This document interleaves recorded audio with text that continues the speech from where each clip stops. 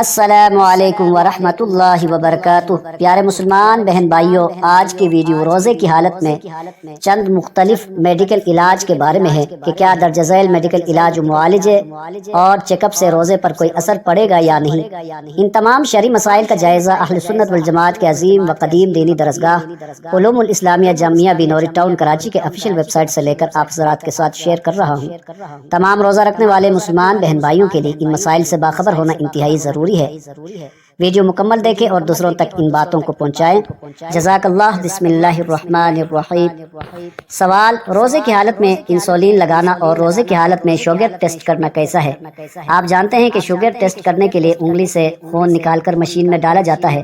کیا روزے کی حالت میں اس طرح کرنا درست ہے؟ برائے مہربانی دونوں مسائل کے جوابات قرآن و حدیث کی روشنی میں عنایت فرمائیں، عین نوازش ہوگی۔ جواب: روزے کی حالت میں شوگر چیک کرنے کے لیے جسم سے خون نکال کر چیک کرنا جائز ہے۔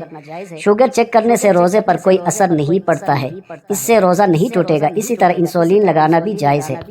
سوال: کیا انجیکشن لگوانے سے روزہ ٹوٹ جاتا ہے؟ جواب: واضح رہے کہ روزے کی حالت میں انجیکشن لگوانا جائز ہے، خواہ رگ میں لگوایا جائے یا گوشت میں، کیونکہ انجیکشن کے ذریعے جو دوا بدن میں پہنچائی جاتی ہے وہ خلقی اور معتاد راستوں سے نہیں بلکہ رگوں یا مسامات کے ذریعے بدن میں جاتی ہے، جبکہ روزہ فاسد ہونے کے لیے ضروری ہے کہ بدن کے خلقی اور معتاد راستوں سے کوئی چیز معدے یا دماغ تک پہنچے، اور انجیکشن میں ایسا نہیں ہوتا، لہٰذا روزے کی حالت میں انجیکشن لگوانا جائز ہے، اس سے روزہ فاسد نہیں ہوتا۔